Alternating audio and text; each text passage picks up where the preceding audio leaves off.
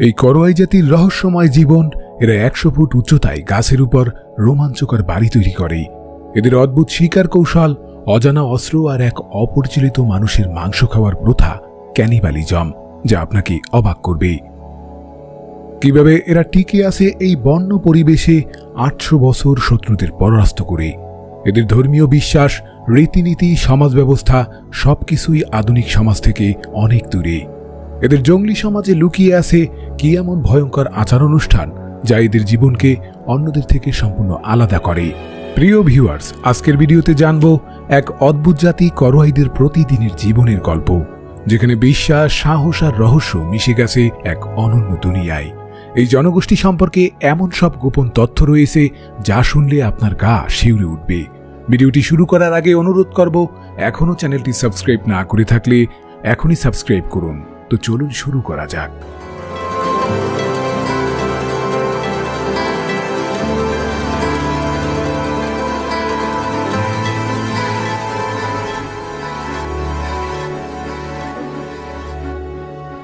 ইন্দোনেশিয়ার পাপুয়া প্রদেশের ঘন জঙ্গলের অন্দরমহলে বাস করে এই করোয়াই জাতিগোষ্ঠী।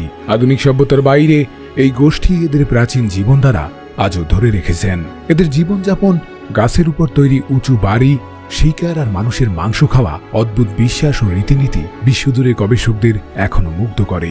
করোয়াইদের সম্পর্কে প্রতিটি তথ্য যেন এক রহস্যের দরজা খুলে দেয়। করোয়াইদের জীবনধারা এক কথায় প্রকৃতি নির্ভরশীল। তারা মূলত শিকারী এবং সংগ্রাহক জাতি। দিন কাটে খাদ্য সংগ্রহ, ঘরবাড়ি মেরামত আর বিভিন্ন আচার অনুষ্ঠান পালনের মাধ্যমে। তাদের পোশাক পরিচ্ছদ অত্যন্ত সহজ সরল। করোয়াই নারীরা পাতা ও শিকড় দিয়ে তৈরি স্কর্ট পরে, আর পুরুষেরা বস্ত্রহীন অবস্থায় শিকার করতে পছন্দ করে।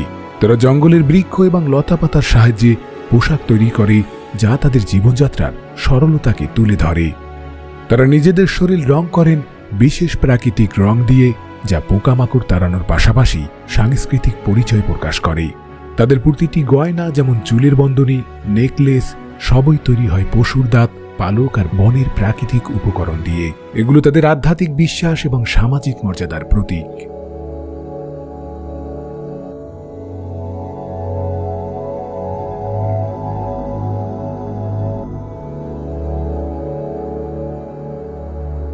করোয়াই জনগোষ্ঠী গাছের উপর তাদের গৃহ নির্মাণ করে মূলত বন্য প্রাণীর আক্রমণ এবং শত্রুদের হাত থেকে সুরক্ষার জন্য। এ ধরনের উঁচু ঘর তাদের জন্য নিরাপদ আশ্রয়স্থল। এছাড়া বন্য অঞ্চলের আর্দ্র এবং স্যাঁতসেঁতে পরিবেশ থেকে নিজেদের রক্ষা করার জন্য তারা এই পদ্ধতি অনুসরণ করে।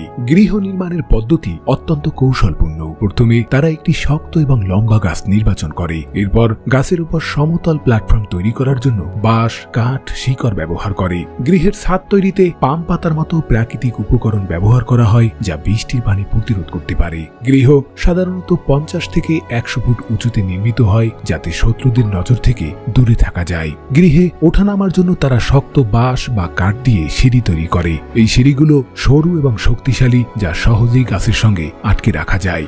প্রয়োজন না থাকলে সিঁড়িগুলোকে টেনে উপরে তোলা হয়, যাতে শত্রুরা সহজে উপরে উঠতে না পারে।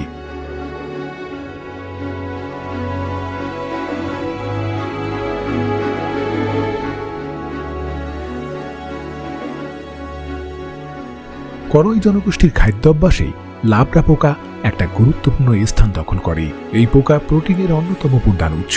তারা জঙ্গলের মরা গাছের ভেতর থেকে লাবড়া পোকা সংগ্রহ করে। প্রথমে তারা একটি মরা গাছ নির্বাচন করে, যেখানে লাবড়া পোকা জন্মায়। মরা গাছের ভেতরের পচা কাঠে এই পোকাগুলো বাস করে। করোয়াইরা ধারালো কুঠাল বা দা দিয়ে গাছটি ভেঙে ভেতরের পচা কাঠ বের করে। এরপর গাছের শ্বাসের মধ্য থেকে লাবড়া পোকা হাত দিয়ে তুলে সংগ্রহ করে।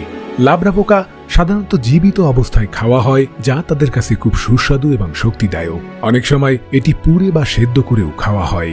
লাবড়া পোকা করোয়াইদের কাছে শুধুমাত্র খাদ্য নয়, এটি তাদের সংস্কৃতির অংশ। এই খাদ্য অভ্যাস তাদের প্রাকৃতিক পরিবেশ থেকে খাদ্য সংগ্রহের দক্ষতা এবং টিকে থাকার ক্ষমতার পরিচয় দেয়।